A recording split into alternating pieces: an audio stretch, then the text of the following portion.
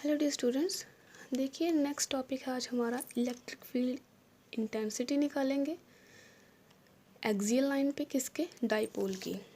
सबसे पहले तो आपको पता होना चाहिए एक्सियल लाइन होती क्या है। एक्सियल लाइन लेनी किसकी है, डाइपोल की। तो सबसे पहले डाइपोल कंसीडर कर लीजिए। कंसीडर किया, आपके पास एक इलेक्ट्रिक डाइपोल है, जैसे ये ए है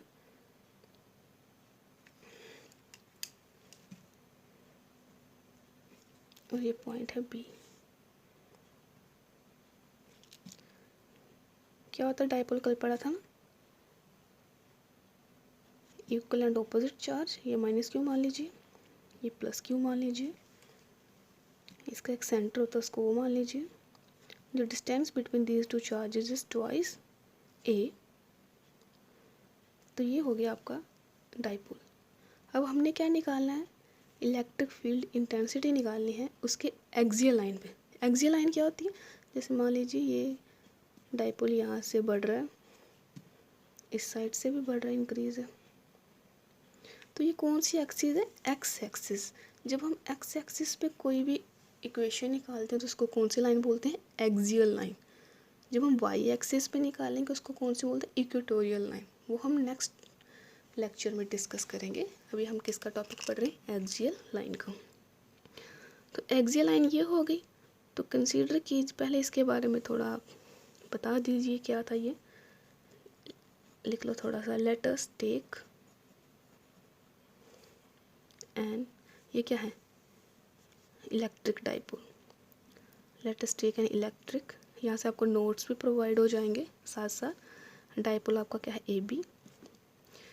कैसे बनता है डाइपोल बताइए। It consist of two point charges, एक है माइनस क्यू और दूसरा है plus Q, separated by small distance, separated by a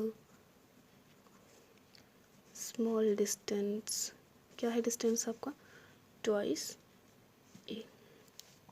अब हमने करना क्या है, we have to calculate electric field intensity. तो यहाँ पे लिख लीजिए, we have to calculate electric field intensity. मान लीजिए पॉइंट आपका P, हम इस पॉइंट पे निकालेंगे electric field intensity. Intensity at point, क्या है पॉइंट वो आपका P, कहाँ पे, on the axial line, on the axial line of the, किसकी एक्सियल लाइन है ये, डाइपोल की। Is it clear. अब देखिए जो आपका ये P पॉइंट आपने लिया है, ये सेंटर से कितना कूलम्स ला, याद है ना आपको, कितना लेते हैं हम डिस्टेंस इसका, R। ठीक है। तो कोई अगर यहाँ से पूछे ए पी का डिस्टेंस कितना है, तो खुद बताइए कितना होगा। R ये है, इतना इतना R हो गया, तो ये स्मॉल कितना है, A। तो ये कितना बन गया, R प्लस A। तो अगर कोई पूछे सिर्फ V और P का डिस्टेंस कितना है, तो ये भी आप निकाल सकते हो। BP कैसे निकलेगा, टोटल ये कितना है R, तो R में से निकाल दीजिए आप A, तो क्या बन जाएगा, R minus A।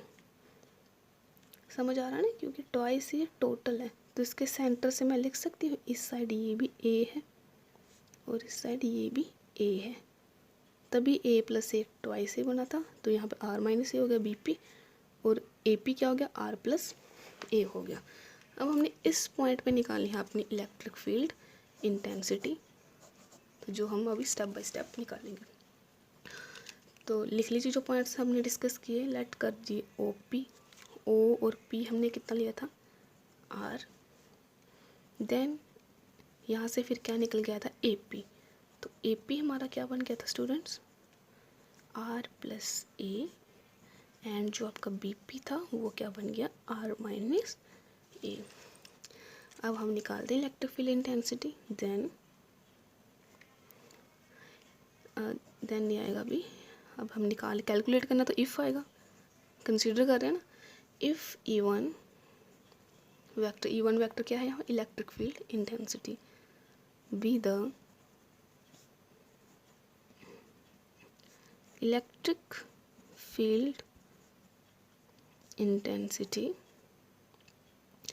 Eight point, कौन से पॉइंट पे निकाल रहे हैं हम, पी पे, due to charge minus Q.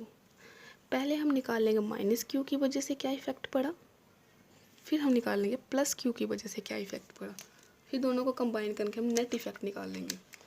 ठीक है, due to charge minus q, कहाँ पे है minus q charge, point a पे, माइनस क्यू चार्ज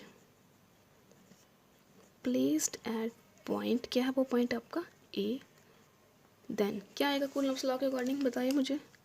हमने इलेक्ट्रिक फील्ड इंटेंसिटी की वैल्यू पीछे निकाली थी, क्या आती है 1/4 pi epsilon naught Q upon R square. तो आर क्या है यहाँ पे, डिस्टेंस स्क्वायर, तो डिस्टेंस क्या है यहाँ पे ए से पी, हम पी से जा रहे हैं तो क्या बन गया ए पी का स्क्वायर। तो वैल्यूज पुट कर लो, 1/4 pi epsilon naught Q upon A P आपका क्या है आर प्लस ए का स्क्वायर। तो इस वैल्यू को आप यहाँ पे एक बार लिख लो, 1/4 pi epsilon naught Q upon r plus a का होल स्क्वायर। इस इक्वेशन को आप फर्स्ट मान लीजिए।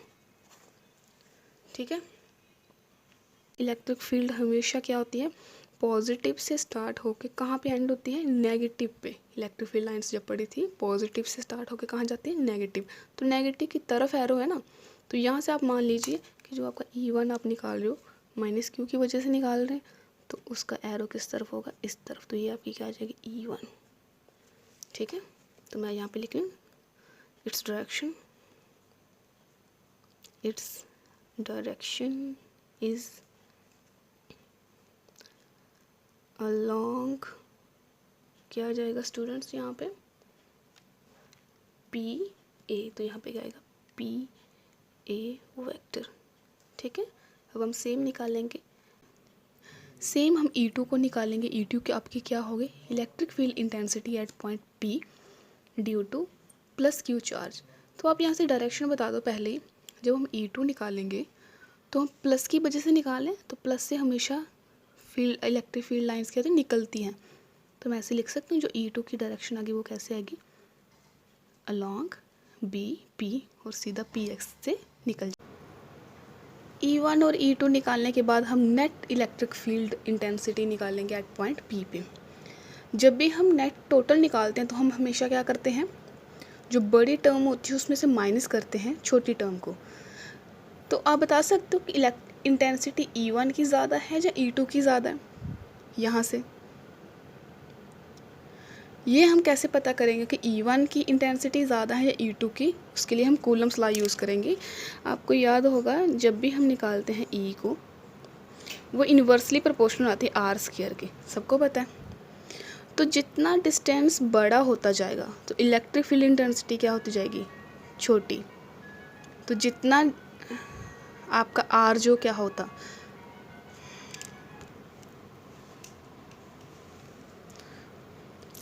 ई जो होता है आपका वो क्या होता है, इन्वर्सली प्रोपोर्शनल होता है आर के डिस्टेंस के।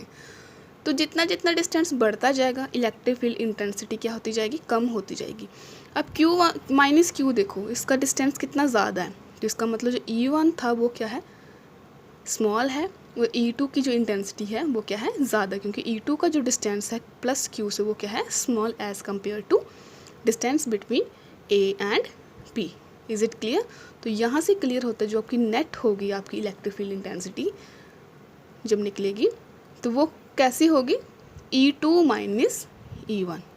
अब हम इसका नेक्स्ट जो भी बचा हुआ प्रपोर्शन उसको हम सॉल्व करते हैं। चलिए सेम निकालते हैं E2। अभी मैंने पीछे एक्सप्लेन किया E2 क्या है, electric field intensity at point P due two plus Q charge. तो प्लस क्यू था तो उसका डिस्टेंस क्या था स्टूडेंट्स, BP का स्क्वायर। आप पीछे डायग्राम में देख सकते हो जाके। तो BP में क्या था, R माइनस A का स्क्वायर। वैल्यूज पुट की मैंने, इसको सेकेंड इक्वेशन माना, और इसकी डायरेक्शन क्या थी, पॉजिटिव से थे ना, तो पॉजिटिव से निकल रही थी, तो ये क्या आ गई BP। Is it clear? चलिए उसके बाद हम क्या निकालेंगे, नेट इलेक्ट्रिक फील्ड इंटेंसिटी। अब हम क्या निकालेंगे, अभी हमने पीछे पढ़ा, हमने जो E2 है इलेक्ट्रिक फील्ड इंटेंसिटी 2 वाली है, वो क्या है, ग्रेटर है as compare to E1। It means क्या है, जो आपकी नेट इलेक्ट्रिक फील्ड इंटेंसिटी आएगी वो किस तरफ आएगी, जो डायग्राम थी इस तरफ आएगी डायग्राम के। एक यहाँ पर भी डायग्राम ड्रॉ कर लो, सेम कन्फ्यूजन हो रही है ऐसे।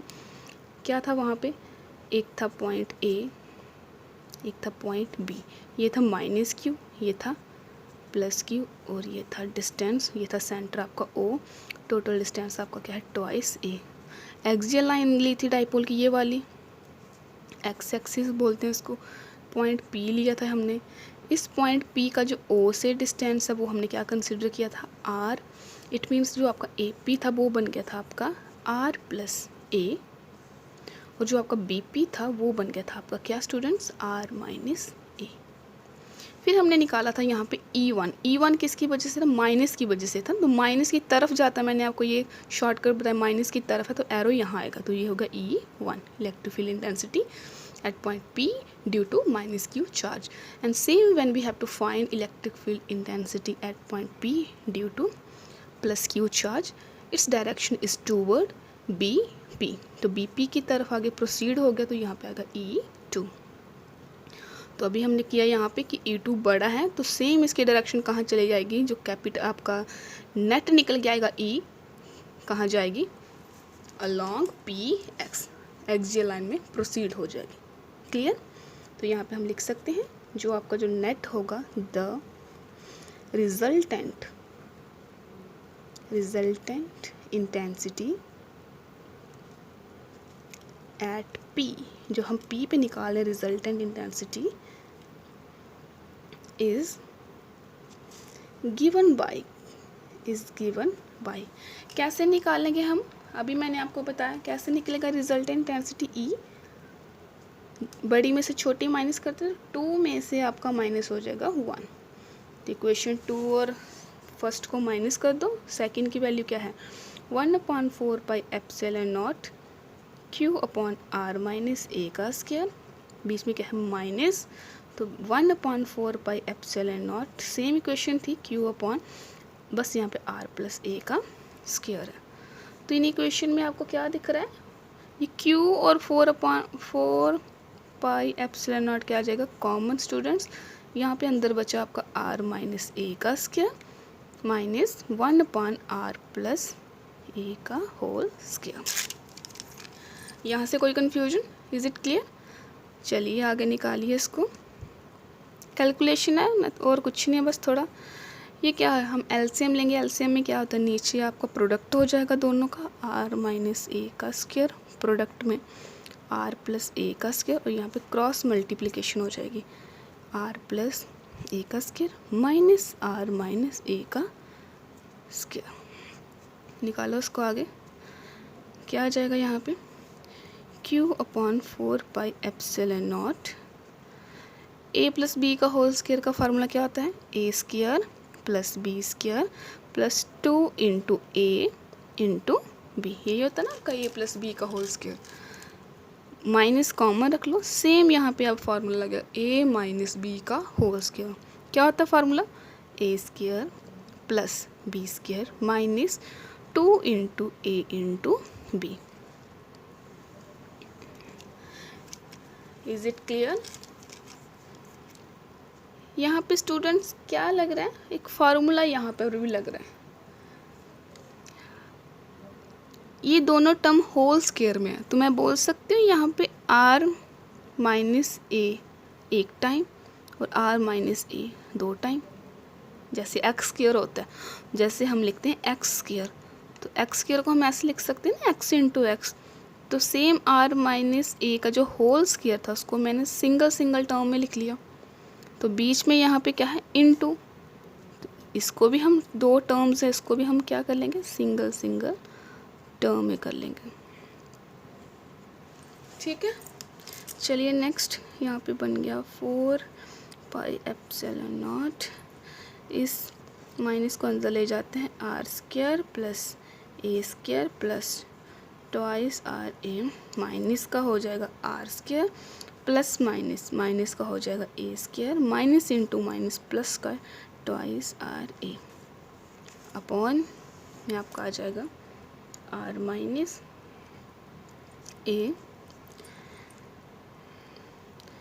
फिलहाल अभी ऐसे रखो, फिर आगे यहाँ पर भी एक कंसेप्ट यूज़ होगा। नेक्स्ट करती हूँ मैं इसको। अब देखिए आर स्क्वायर प्लस का है माइनस का है, ये क्या हो जाएंगे कैंसिल। ए स्क्वायर प्लस का है ए स्क्वायर माइनस, ये भी क्या हो जाएंगे कैंसिल। तो यहाँ पे आपके पास क्या बचा q upon 4 pi epsilon naught twice are A, 2 time है तो क्या बन गया 4 टाइम आर ए अपॉन में। स्टूडेंट यहाँ पे एक कंसेप्ट यूज़ हो रहा है, आपने एक फार्मूला पढ़ा होगा, यहाँ पे आप लिख लीजिए एक फार्मूला। जब भी हम x माइनस वाई और x प्लस वाई लिखते हैं तो ये एक फार्मूला बन जाता है X square minus Y square. ठीक है, अब इसी फार्मूले का यूज़ करेंगे, हमने पढ़ा ना बड़ी बार a minus B A plus B, तो क्या बन जाता है A square minus B square. तो सेम यहाँ पे r माइनस ए है तो इसके साथ इसको ले लो r प्लस ए, फिर r माइनस ए इसके साथ इसको ले लो r प्लस ए। तो ये दोनों मिलके एक फार्मूला बना देंगे R square minus A square, और ये दोनों मिलके एक और बना लेंगे R square minus A square. Next इसके बाद हम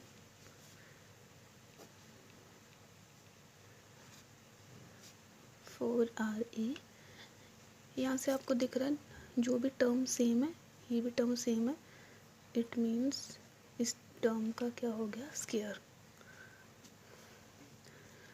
इज इट क्लियर?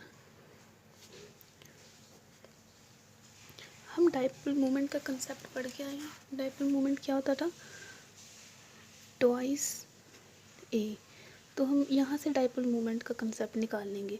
जैसे 2 4 है ना, तो 4 क्या होता है 2 इंटू 2, तो मैं ऐसे कर सकती हूँ 2 इसके साथ ए लिख लो आर और इंटू 2 कर दो,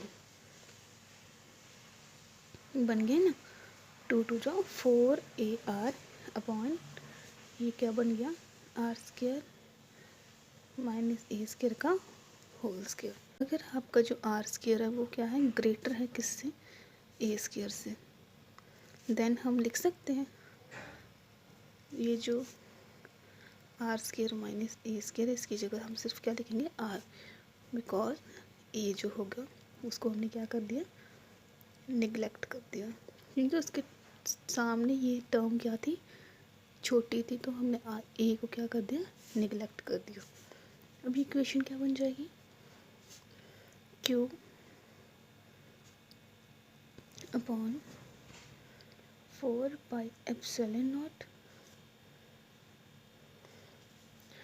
ट्वाइस ए, इसको ऐसे लिखो ट्वाइस आर अपॉन ये निगलेक्ट हो गया तो यहाँ पे क्या बन गया आर स्क्वायर का होल स्क्वायर।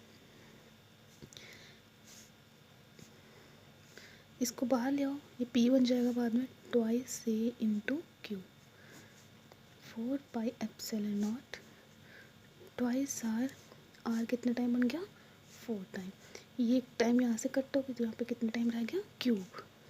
तो ये हमने पीछे भी पढ़ा था डाइपोल मोमेंट जो p था क्या था वो either charge into dipole length. तो यहाँ से आपको यहाँ पे क्वेश्चन मिल गई, ये क्या बन गया p, कितने टाइम p आ गया 2 टाइम, और नीचे क्या 4 pi epsilon naught R cube. ठीक है, तो यहाँ पे हमें लिख सकते हैं जो net electric field intensity I at point P due to electric dipole at axial line वो क्या आया 2 time dipole moment upon 4 pi epsilon naught R cube. यहाँ से मैं लिख सकती हूँ ये जो 2 है ये क्या है कांस्टेंट है, 4 पाई एप्सिलॉन भी क्या है कांस्टेंट है, डाइपोल मोमेंट भी क्या होगी कांस्टेंट, तो जो ई है आपका वो डायरेक्टली प्रोपोर्शनल हो जाता है 1/r का क्यूब। कल मैंने यहाँ से आपको बताया था जो डायरेक्शन होगी the direction of E is along P x.